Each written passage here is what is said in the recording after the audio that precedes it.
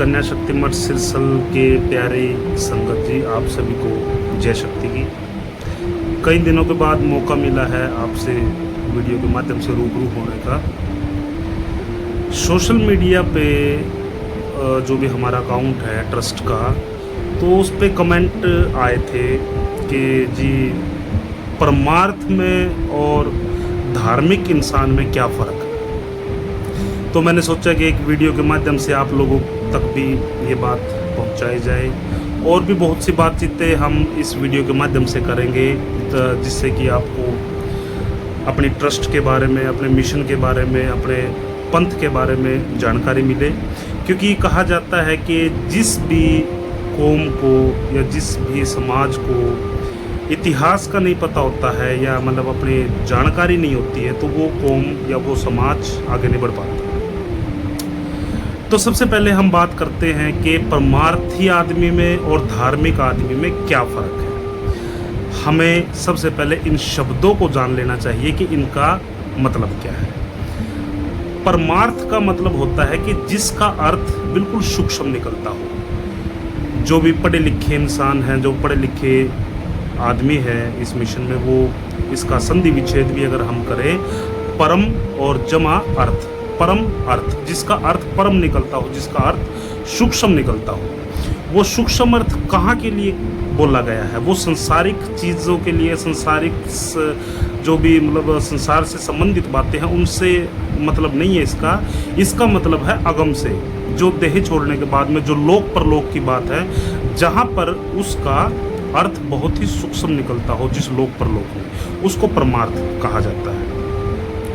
धार्मिक का क्या मतलब है कि जो धर्म पे चलने वाला है। धार्मिक कोई भी हो सकता है, किसी भी देवी देवता को मान सकता है, किसी भी पंथ को मान सकता है, किसी भी मजहब को मान सकता है। धार्मिक होना कोई लंबी चौड़ी बात नहीं है। जो देवी देवता को मानते हैं, जो मड़ी मसानियों को मानते हैं या किसी भी मजहब को मानते हैं, वो सारे धार्मिक आदमी हैं। लगभग इंडिया में 70% आदमी धार्मिक है। उनमें से 10% आदमी नास्तिक हैं और 20% आदमी ऐसे हैं कि जो ना तो नास्तिक हैं और ना ही आस्तिक हैं। ना तो वो भगवान को मानते हैं किसी को, और ना ही वो किसी देवी देवता को मानते हैं। वो सिर्फ साइंस को मानते हैं, लेकिन संकोच उनके मन में भी है। यहाँ पर हम बात कर रहे हैं परमार्थ की। परमार्थ का मतलब है कि जिस कार्य को करने से उसका फल बहुत ही सूक्ष्म निकलता हो। जैसे किसी भी भूखों को भोजन करवाना, इसका अर्थ बहुत ही सूक्ष्म निकलता है। या किसी भी इंसान के, किसी भी जीव के हृदय को ना दुखाना, इसका बहुत ही सूक्ष्म अर्थ निकलता है। और बहुत से मतलब काम ऐसे हैं जिनका अर्थ बहुत ही सूक्ष्म निकलता है। नेत्रदान करना, इसका भी अर्थ परमार्थ है। रक्तदान करना, इसका भी अर्थ परमार्थ है। धार्मिक का मतलब है पूजा पाठ से संबंधित, बस इससे ज़्यादा नहीं है। धार्मिक आदमी पूजा पाठ से संबंध रखता है। जैसे आप लोग इस मिशन में जुड़ रहे हैं, बहुत से सिद्धांती ऐसे हैं कि उन्होंने सिर्फ अपने तक ही सीमित है। उन्होंने नामदान ले लिया, विरमति कन्या शक्ति का, अपने सुख शांति तक ही सीमित है। वो सिर्फ एक धार्मिक आदमी है। और जो आसपास के जो दुखिया जीव हैं, जिनको जैसे हम खुद दुखी थे और उसी के अकॉर्डिंग हम दूसरे जीवों को भी सुख दिलवाने की बात कर रहे हैं, वो परमार्थी आदमी है। दो प्रकार के आदमी हैं, एक परमार्थी आदमी और एक धार्मिक आदमी। धार्मिक आदमी को इन बातों से कोई मतलब नहीं, उसे सिर्फ अपने सुख से मतलब है। वो क्या होता है कि अगर एक जगह से सुख नहीं है तो वो दूसरी जगह चला जाएगा, दूसरी जगह सुख नहीं है तो तीसरा। उसे इन बातों से कोई मतलब नहीं है, और ना ही उनको ये बातें समझ में आती है। जो परमार्थी आदमी है, वो चाहे किसी भी मजहब में जुड़ा हो या ना जुड़ा हो, या किसी भी मिशन को मानता हो या ना मानता हो, उसके अंदर परमार्थ जिस समय जन्म उस इंसान का होता है, परमार्थ भी उसी समय जन्म ले लेता है। धार्मिक आदमी बन भी सकता है और धार्मिकता नष्ट भी कर सकता है। अगर कोई भी काम आपका फलीभूत नहीं होता है तो आप धार्मिक नहीं हो। क्यों? क्योंकि वहाँ पर आपके मन में बात आ जाती है कि मेरा तो ये काम बना नहीं, छोड़ो कहीं और चलते हैं, या छोड़ देते हैं, नामदान को छोड़ देते हैं, या किसी भी मजहब को छोड़ देते हैं, या किसी भी मिशन को छोड़ देते हैं। तो धार्मिक होना ना होना कोई मायने नहीं रखता।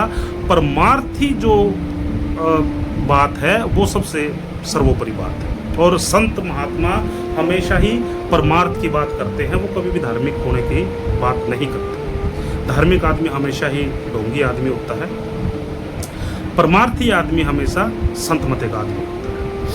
दूसरी बात, जैसे हम इस विचारधारा में जुड़े हैं, जो वीरमती कन्या शक्ति की विचारधारा है, इसमें बहुत से आदमी ऐसे हैं कि जैसे जो अपने तक सीमित है, उन्हें कोई मतलब नहीं है, कोई चाहे उनके पड़ोसी भी क्यों ना दुखी हो, उनको ये नहीं कहेंगे कि भाई आप चलो वीरमती कन्या शक्ति के मिशन में चलो, आप वहाँ पे ये विचारधारा है या इस तरीके का सिस्टम है, अब वो नहीं कहेंगे बिल्कुल भी। और जो परमार्थी आदमी है वो प्रचार प्रसार भी करता रहेगा, लोगों के दुख संकट भी दूर करवाता रहेगा और परमार्थ के भी काम करेगा, क्योंकि परमात्मा या भगवान या खुदा या अल्लाह, वाहेगुरु, ऊर्जा, एनर्जी, शक्ति, कुछ भी हम इसे नाम दें, वो किसी न किसी के माध्यमों को काम करती है। वो डायरेक्ट तो कभी आया ही नहीं परमात्मा। और जो परमात्मा को समझते हैं, जिनके पास में सूक्ष्म दृष्टि है, वो इंसानों में भी परमात्मा को देखते हैं। परमार्थी आदमी हमेशा ही परमात्मा को वो दूसरे जीवों में देखेगा। उसके अंदर क्रोध, उसके अंदर निंदा चुगली, उसके अंदर भावना, ये मतलब किसी प्रकार की जो गलत भावना, ये नहीं होती। अब बात आती है कि पहले भी एक बार मीटिंग चली हुई थी, उसमें भी ये बात हुई थी और कई बार बात उठ भी जाती है कि जी कैसे पता लगाएं कि परमात्मा हमारे अंदर विराजमान हो गया है, या वीरमती कन्या शक्ति हमारे अंदर प्रकट हो गई, या वो परम शक्ति, वो परम अस्तित्व, वो सतगुरु मालिक हमारे अंदर विराजमान है। यहाँ पर देखने में बात क्या आती है, जिस प्रकार हम किसी की भी कोई निंदा चुगली करते हैं, किसी से द्वेष रखते हैं, किसी से मन मुटाव रखते हैं, या बाहर ना कह के हमारे मन के अंदर ही अंदर हम द्वेष जागृत करते हैं या द्वेष रखते हैं, वहां पर परमात्मा का नामो निशान भी नहीं है। जिस समय परमात्मा प्रकट होता है, जिस समय सतगुरु मालिक प्रकट होता है, जिस समय वीरमती कन्या शक्ति प्रकट होती है, आपके विचार ऑटोमेटिक ही बदलने शुरू हो जाते हैं। ये मेरा दावा है।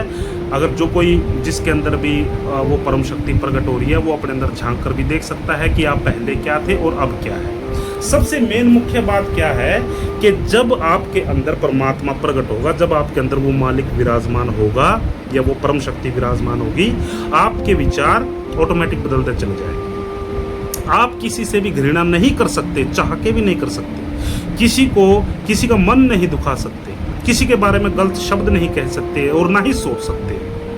अब एक वीडियो में मैंने कहा था कि भाई एक मयान में दो तलवार नहीं रह सकती कभी, या एक सुई के दोनों तरफ धागे डालने वाले वो जो छेद है वो नहीं हो सकते, एक ही तरफ होगा, या एक वस्त्र में, एक कपड़े में दो शरीर नहीं आ सकते। उसी प्रकार इस शरीर में दोनों ऊर्जाएं, यानी कि पॉजिटिव एनर्जी और नेगेटिव एनर्जी, या हम यूं कहें कि एक शैतान और एक मालिक, वो नहीं रह सकते। या तो उस शरीर के अंदर परमात्मा ही वास करेगा और या फिर उस शरीर के अंदर नेगेटिविटी ही वास करेगी।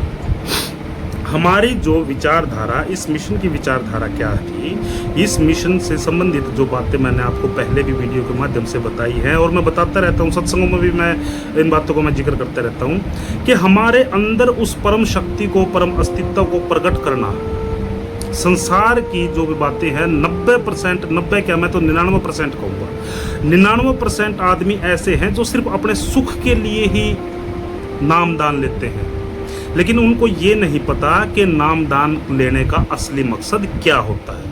कोई कहेगा कि मुझे पैसे चाहिए, कोई कहेगा कि मुझे सुख शांति चाहिए, कोई कहेगा मेरा शरीर ठीक होना चाहिए, कोई कहेगा कि मुझे बालक बच्चे चाहिए। तो ये तो संसार की वस्तुएं हैं, यहाँ पर इनका कोई भी अस्तित्व नहीं है। आज आप इस देह में बैठे हो, इस शरीर में बैठे हो, क्या पता आप पिछले जन्म में कहाँ पर थे, क्या थे, कौन सी आपने जन्म ले रखा था और आगे क्या होंगे। लेकिन ये विचारधारा हमारे बिल्कुल हटके है, संत मते की विचारधारा है, परम शक्ति की विचारधारा है कि इसमें आप संसार के सुख के साथ साथ अगम भी आप तय कर सकते हैं। सुख किस प्रकार से, अगर आप पूर्ण तरीके से सुख शांति में उलझते हैं तो आप इसी चीज़ में उलझते रह जाएंगे, आप अगम नहीं ले सकते। और अगम लेना बहुत ही आवश्यक है, क्योंकि देह छोड़ने के बाद में लक्ष्य 84 का जो रास्ता है वो आपको तय करना पड़ेगा। और क्या पता हजारों लाखों साल के बाद में फिर आपका मानस जन्म मिले या ना भी मिले, वो आपके कर्मों के आधार पर। वीरमती कन्या शक्ति ने हमें क्या सिद्धांत दिए हैं कि भाई जो भी पहले कर्म थे आपके, उनको भोगना पड़ेगा, क्योंकि विधाता की लिखनी है। कोई भी कर्म दंड किसी के काट नहीं सकता। देह कर्म का दंड है भुगता, हर कोई ज्ञानी भुगते ज्ञान से, अज्ञानी भुगता रोए। वो कर्मदंड आपके जहाँ पर 100% आपको दुख आने हैं तो 10% 10 बार आ जाएंगे, यानी कि 10% करके तो आपके कर्मदंड भी करते चले जाएंगे। लेकिन साथ में ये भी सिद्धांत दिया है कि यहाँ पर आने के बाद में आप कोई भी ऐसे उल्टे सीधे कर्म ना बनाएं कि आपको उनके कर्मों का फल भोगना पड़े।